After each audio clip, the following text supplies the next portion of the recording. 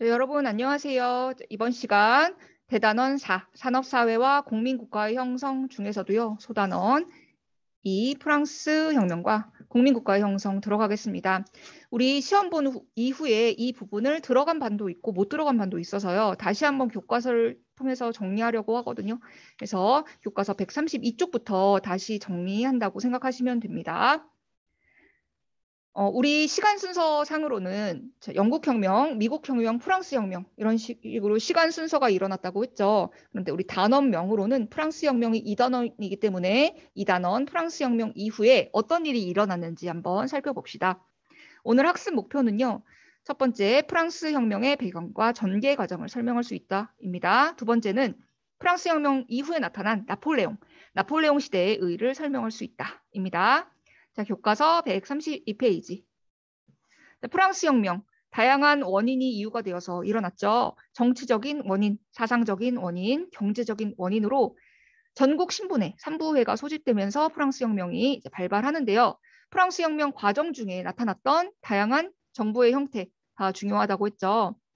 기억나죠? 국민의회, 입법의회, 국민공회, 총재정부까지 이렇게 프랑스 혁명 과정이 진행되면서 어떤 혁명이 계속 혼란이 지속되잖아요. 그렇죠? 특히 루이 16세가 처형된 이후에 왕이 처형되자 이제 뭐 반프랑스 동맹이 벌어져서 어떤 혁명 전쟁이 일어나기도 하고요. 국내에서는 로베스피에르라고 하는 사람이 나타나서 너무너무 무서운 공포 정치를 시행하기도 하고요. 그래서 결국 총재 정부, 5명의 총재가 이끄는 총재 정부가 구성되었으나 혼란은 지속되었고요. 안정이 되지 않아요. 그런 가운데 혁명 전쟁에서 큰 공을 세우면서 이름을 널리 알린 군인이 등장하였으니 바로 나폴레옹이라고 하는 사람입니다. 나폴레옹 이름은 많이 들어봤죠? 어떻게 정책을 했고 어떤 일을 했는지 한번 볼게요. 자, 나폴레옹 134페이지 마지막 세 번째 줄, 밑에서 세 번째 줄을 보시면요. 5명의 총재 정부가 이끄는 총재 정부는 혼란이 계속되었으나 오스트리아와의 전쟁에서 큰 공을 세우면서 나폴레옹이라고 하는 군인이 등장합니다. 그런 나폴레옹은요. 대중적인 지지를 바탕으로 쿠데타, 군사적인 능력을 바탕으로 쿠데타를 일으켜서요.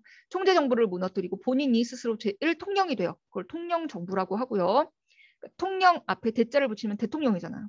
그렇죠? 그러니까 대통령처럼 뭔가 모든 권한을 다 장악하면서 입법권, 사법권, 행정권, 외교권, 군사권을 다 장악하는 이제 권력자가 된 거죠. 통령 정부가 시작되었다. 그렇다면 통령 정부 시기에 나폴레옹은 무슨 정책을 했는지 한번 볼게요. 자, 이거는 5명의 총재가 이끄는 총재 정부. 혼란이 지속되어서 결국 보나파르트 나폴레옹이라고 하는 군인에 의해서 이제 쿠데타가 이루어지고요. 권력을 장악하게 됩니다. 자, 나폴레옹 내 사전엔 불가능이란 없다라고 하는 어록을 남긴 사람으로도 유명하죠. 나폴레옹이 굉장히 키가 작았다고요. 그렇죠? 그리고 어떤 신분적 본인의 그런 컴플렉스가 많았다고 해요. 이탈리아 북부 지역에 있는 코르시카라고 하는 작은 섬에서 태어났거든요. 그래서 출생 신분이나 자신의 가문에 대한 컴플렉스가 많았다고 합니다. 그래서 내가 성공하는 길은 어떤 군대장이 되는 길밖에 없다라고 해서 어릴 때부터 사관학교에 들어가서 꿈을 키워서 본인의 군사적인 능력을 꽃피운 거죠. 보나파르트 나폴레옹 시대 시작할게요. 135페이지. 나폴레옹이요. 총재 정부의 혼란을 쿠데타로 장악하고요. 스스로 제1통령이 되면서 통령 정부가 시작됩니다.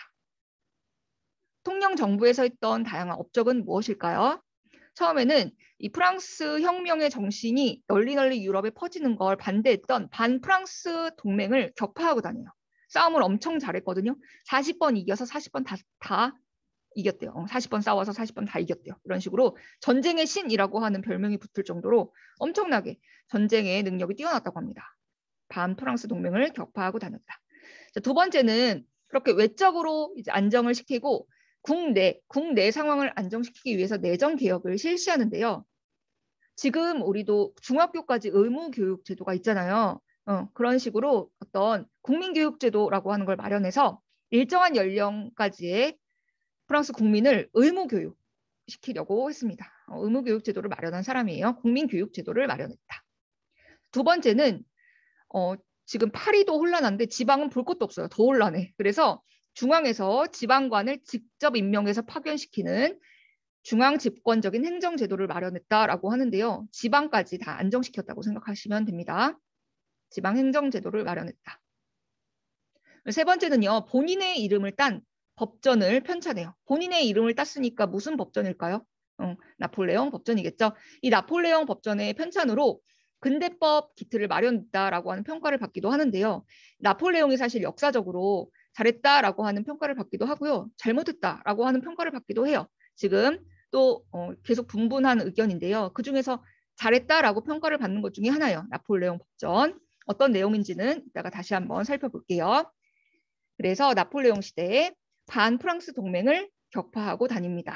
프랑스 혁명이 널리 퍼질 걸 두려워했던 유럽의 여러 프랑스를 반대하는 동맹을 격파했다. 러시아, 프로이센, 오스트리아, 에스파냐, 이탈리아 격파하고 다녀요. 두 번째는 내정 개혁을 하면서 본인의 이름을 딴 나폴레옹 법전을 편찬했다. 나폴레옹이 이런 말을 남겼다고 하죠. 나의 영광은 전쟁에서의 승리가 아니라 내가 만든 법전에 있다라는 말을 남겼다고 합니다. 그 말이 사실이에요. 정말로. 그래서 이제 나폴레옹 법전에는 어떤 내용이 들어가 있을까요? 프랑스 혁명을 지금 지났잖아요. 그러니까 프랑스 혁명의 이념 또는 프랑스 혁명의 정신을 담고 있습니다. 프랑스 혁명의 이념과 정신이 뭔데요? 인간은 모두 자유로운 존재고 평등하게 태어났대요. 이런 정신. 게다가 인간은 누구나 종교 선택을 받을 수 있는 자유를 가지고 있고 재산권을 보호받을 수 있는 자유를 가지고 있다. 등등의 이런 근대법의 기틀을 마련했다라고 하는 평가를 받습니다. 그리고 나폴레옹 법전은 세계 3대 법전 중에 하나. 첫 번째는 고대법 함무라비 법전이고요. 두 번째는 로마법 대전이라고 하는데요. 이 나폴레옹 법전이 이제 인류사 역사상 가장 인류의 큰 발전을 이룬 법정 중에 하나다라는 평가를 받기도 해서요. 나폴레옹 법전이 세계 3대 법정 중에 하나라는 거. 나폴레옹 법전.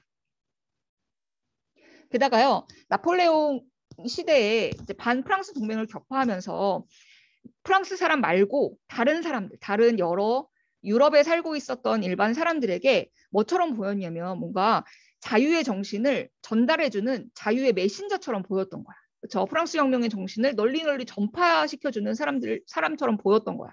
그래서 당시에 살고 있었던 많은 위인들이 나폴레옹에 대해서 찬양의 목소리를 높입니다. 특히 우리가 알고 있는 베토벤 음악가 유명하죠. 베토벤이 교향곡 3번을 작곡하는데요. 이 나폴레옹에게 바치는 교향곡 3번을 작곡합니다. 투 보나파르트에게 바치는 교향곡 3번을 바치기도 하고요. 또 독일의 유명한 철학가 헤겔이라고 하는 사람이 있는데요. 변증법을 말한 사람으로 유명해요. 이 사람이 뭐라고 했냐면 멀리서 나폴레옹이 말을 타고 진군하는 것을 보았다. 그때 내가 본 것은 말을 타고 진군하는 세계 정신이었다라고 하는 말을 남길 정도였다고 합니다. 또 독일의 유명한 소설가 괴테는요. 직접 나폴레옹을 만나서 이 시대 최고의 영웅이다라고 하는 찬사를 보내기도 했다고 합니다. 이런 식으로 나폴레옹이 일반 유럽의 여러 사람들에게 자유의 정신을 널리 전파해주는 어떤 자유의 메신저 같은 역할을 했다라고 생각하시면 돼요. 나폴레옹 시대에 특히 통영 정부 때의 업적을 교과서를 한번 표시해 봅시다. 교과서를 통해서 135쪽 위에서 5번째 줄까지 쿠데타를 통해서 나폴레옹이 집권한 이후에요. 통영 정부 시기에 첫 번째 반프랑스 동맹을 격파하고 다니고요. 두 번째는 내정 개혁을 추진하면서 어떤 국내 상황을 안정시킵니다. 특히 국민교육제도라고 하는 일정 연령 이하의 사람들에게 교육을 받게 하는 기회를 제공하기도 하고요. 중앙집권적 행정제도를 마련하면서 중앙에서 지방관을 직접 임명해서 파견하는 이런 제도를 마련합니다. 그래서 어느 정도 지지 기반이 있어요. 게다가 본인의 이름을 딴 법전, 즉 나폴레옹 법전을 편찬하면서 시민사회의 규범을 담은 근대법의 기틀을 완성했다라고 하는 평가를 받기도 합니다. 나폴레옹 법전 편찬이 어떤 가지는 아까 말을 했죠. 근데 이렇게 뭔가 국내 상황도 안정시키고 국외에서도 프랑스를 지키고 하면서 어느 정도 국민적인 기반이 있어요. 이런 국민적인 기반과 인기를 바탕으로 본인 스스로 뭐가 되냐면요. 국민투표를 통해서 황제의 자리에 오릅니다. 띠로리 여러분 황제라고 하면은 정말 역사를 역행하는 짓이야. 그렇잖아, 그쵸? 그러니까 자기 맘대로 하는 왕 목을 기껏 썰어놨더니 이제 황제라고 하는 뭔가 왕보다 더 높은 절대 권력자가 나타난 거야. 그래서 스스로 황제의 자리에 올랐기 때문에 그도 어쩔 수 없는 그냥 독재자일 뿐이다라고 하는 비판을 받기도 해요. 그래서 황제의 자리에 오르면서 재정이 수립되었다라고 볼 수 있습니다. 자, 그래서 교과서 135쪽 맨 밑에 스스로 황제의 자리에 오르는 나폴레옹의 사진이 보이죠. 그림도 보여져 있다. 재정이 수립되었다라고 볼 수 있고요. 나폴레옹이 이렇게 스스로 황제의 자리에 올랐다라는 말을 듣자 이렇게 스스로 황제가 된 나폴레옹이 스스로 관을 썼다고 하죠. 교황이 씌워주는 게 아니라 스스로 황제에 올랐다라고 하는 의미에서 스스로 관을 썼다고 합니다. 나폴레옹이 황제에 올랐다라고 하는 소문이 널리 퍼지자 굉장히 많은 사람들이 실망합니다. 특히 아까 전에 보나파르트에게 바치는 교향곡 3번을 작곡했던 베토벤은요. 너무 큰 실망을 하죠. 그도 권력의 욕심이 눈이 먼 그냥 하나 인간일 뿐이었다라고 하면서 이 보나파르트라고 하는 이름을 지웠다고 합니다. 그래서 악보에 보이는 이런 지음 부분이 보이고요. 그래서 나중에 베토벤 교향곡 3번은 우리에게 영웅 교향곡이라고 더 널리 알려지기도 했고요.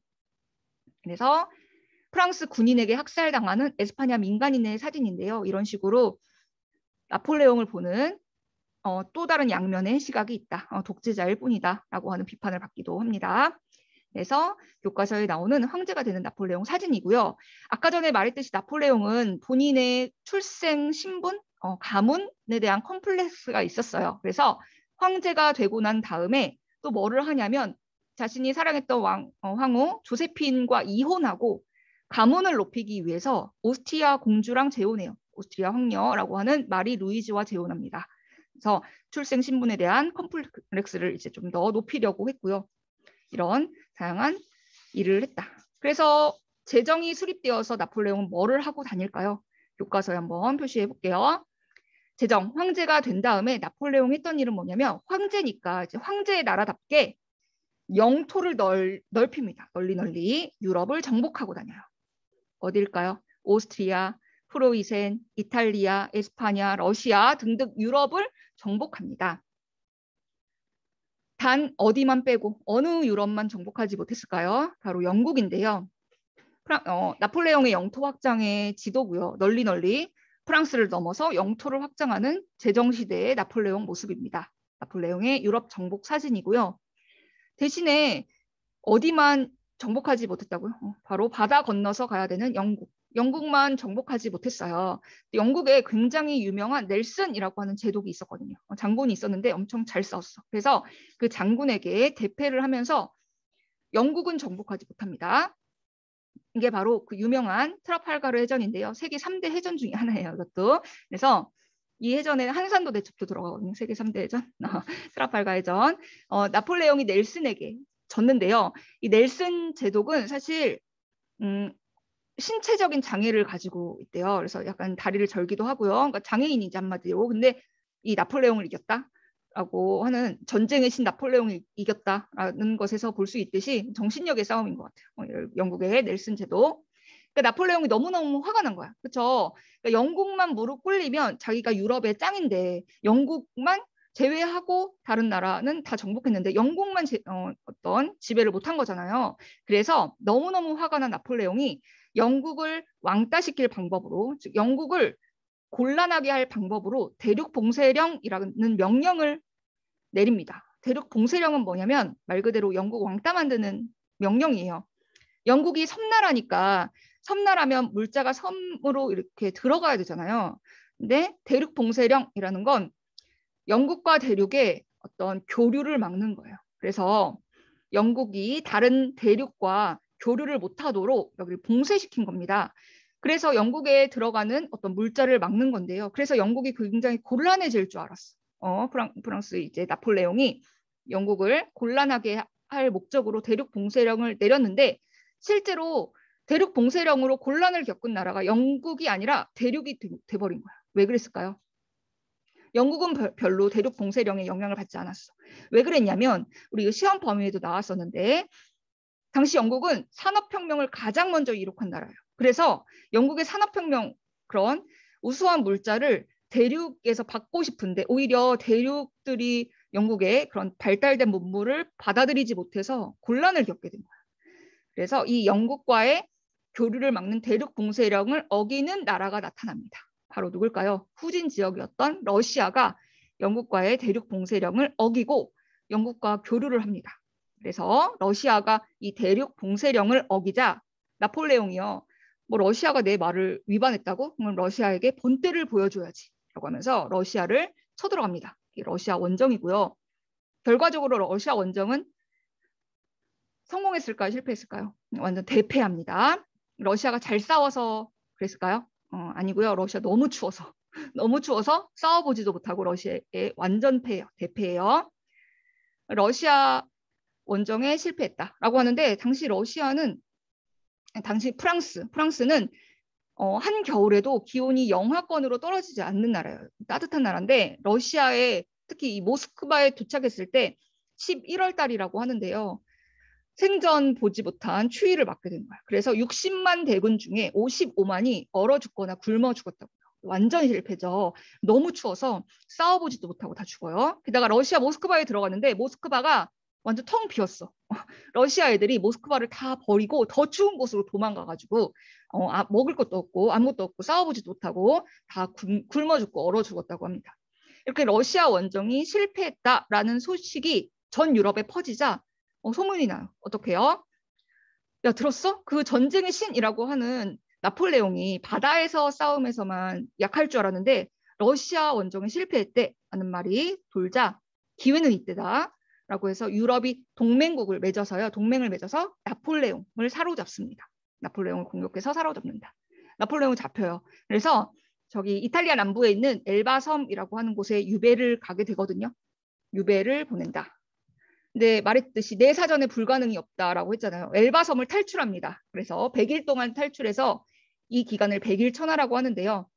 프랑스 북부에 있는 워털루 전투, 마지막 전투를 벌이고 이 워털루 전투에서 나폴레옹이 패하는 바람에 다시 사로잡혀서 저기 아프리카 서남부에 있는 세인트 헬레나 섬으로 이제 유배를 가게 되면서 여기에서 쓸쓸한 최후를 맞이하게 되죠. 나폴레옹의 제정시대. 그래서 사진을 통해서 한번 살펴보면요. 엘바섬과 세인트 헬레나 섬으로 유배되는 나폴레옹의 모습이고요. 저기 뒤에 나폴레옹을 바라보고 있는 사람들이 영국 군인들입니다. 마지막 엘바섬을 탈출해서 마지막 워털루 전투에서 사력을 다하지만 워털루 전투에서 나폴레옹이 패하고 이제 더 먼 곳 아프리카 서남부에 있는 세인트 헬레나 섬 너무 멀죠. 여기서 탈출해도 프랑스로 되돌아올 수가 없어. 너무 멀어가지고 그렇죠. 여기에서 쓸쓸히 최후를 맞이했다고 하죠. 그래서 나폴레옹의 최후의 모습이고요. 최후에 이런 말을 남겼다고 해요. 조세핀이 너무 그립고 자기가 버렸던 왕비 조세핀이 그립고 두 번째는 자기가 모스크바 원정을 떠났을 때 거기에서 차라리 내가 죽었다면 영원히 뭔가 정복자의 이미지로 남지 않았을까라고 하는 후회를 남기면서 죽었다고 합니다. 최후. 그래서 나폴레옹 제정시대가 끝났다. 그렇다면 나폴레옹 이 황제 시대의 업적을 교과서에 줄을 한번 쳐볼게요. 자, 위에서 6번째 줄. 나폴레옹이 국민투표를 통해서 스스로 황제가 되니 그걸 제정이라고 합니다. 제정시대 나폴레옹은 여러 유럽 대륙을 장악해요. 저 오스트리아, 프로이센, 에스파냐, 이탈리아 등등 여러 유럽을 장악해. 어디만 빼고? 영국만 빼고요. 영국에 패하자 너무너무 화가 난 나폴레옹이 영국을 고립시키기 위해서 대륙 봉쇄령을 발표합니다. 대륙 봉쇄령이 뭐라고요? 영국과 교역하는 나라는 내가 가만두지 않겠다라고 하는 명령이에요. 그러나 영국이 뭔가 곤란할 줄 알았는데 영국과 교류를 못하니까 대륙이 아쉬워. 그래서 이를 위반한 러시아가 이를 위반하자 나폴레옹은 모스크바 원정을 시도했지만 러시아의 추위, 너무 춥고 러시아가 다 버리고 더 추운 곳으로 도망가는 바람에 러시아의 초토화 작전과 혹한으로 참패하고요. 결국 나폴레옹이 졌다라고 하는 소식이 들리자 유럽 연합국이 나폴레옹을 사로잡으면서 유럽 연합군에 패배한 뒤 몰락합니다. 나폴레옹 제정시대가 이렇게 끝났다. 그래서 그렇다면 이렇게 나폴레옹 시대, 그 나폴레옹 통영 정부 제정시대에 이런 전반적인 전개 과정도 중요하지만 이 나폴레옹 시대가 가지는 시대적인 의의가 뭘까요? 여러분 지금까지 잘 들었는데 이 밑에서 하나, 둘, 세 번째 줄 요게 제일 핵심 포인트예요. 오늘 공부한 것 중에서 요 세 줄만 정확히 이해하고 가면 성공이에요. 이게 뭐냐? 나폴레옹 시대의 시대적인 의미가 무엇일까요? 바로 아까 말했듯이 나폴레옹이 여러 유럽을 정복하고 다녔잖아요. 그래서 나폴레옹 정복 전쟁 과정에서 바로 프랑스 혁명의 이념을 전 유럽에 전파시켰대요. 프랑스 혁명의 이념이 뭔데요? 인간 누구나 자유롭게 태어났대. 그리고 우린 모두 평등한 존재래라고 하는 프랑스 혁명의 이념을 전 유럽에 널리 퍼뜨렸다. 그렇죠? 그래서 일반 거기 다른 여러 유럽 지역에 살고 있던 평민들이 야, 우리도 원래 자유롭게 태어났대. 그래? 그럼 나도 자유롭게 살래라고 하는 자유주의 운동과 자유로운 건 좋은데 프랑스의 지배를 받는 건 싫어. 그렇죠? 왜? 우리는 우리 민족이 있거든. 그러니까 우리 민족끼리 독립해서 또는 우리 민족끼리 따로 통일해서 자유롭게 살게라고 하는 민족주의 운동을 촉진시켰다라는 점에서 의의가 있습니다. 이해가 되세요? 자, 그래서 밑에서 세 번째 줄 교과서에 바로 표시를 해보면요. 프랑스 혁명 이념이 나폴레옹 시대에 전파됐다. 즉 나폴레옹 시대가 가지는 의의가 무엇일까요? 바로 프랑스 혁명의 이념을 나폴레옹 정복 전쟁 과정에서 전 유럽으로 전파시켰대요. 프랑스 혁명 정신의 이념이 뭔데요? 인간은 누구나 자유롭게 태어났대. 그리고 평등한 존재래. 그렇죠?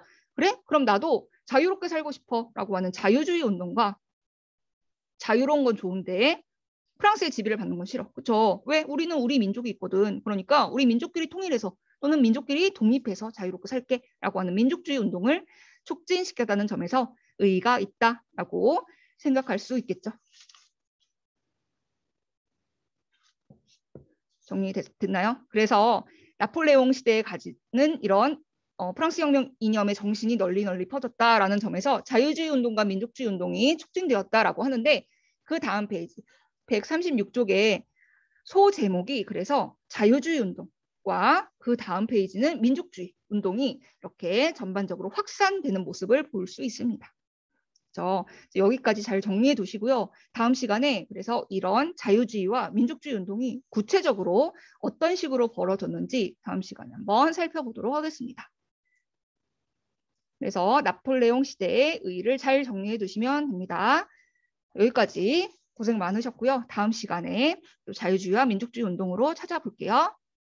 얘들아 안녕. 고생했어요. 안녕.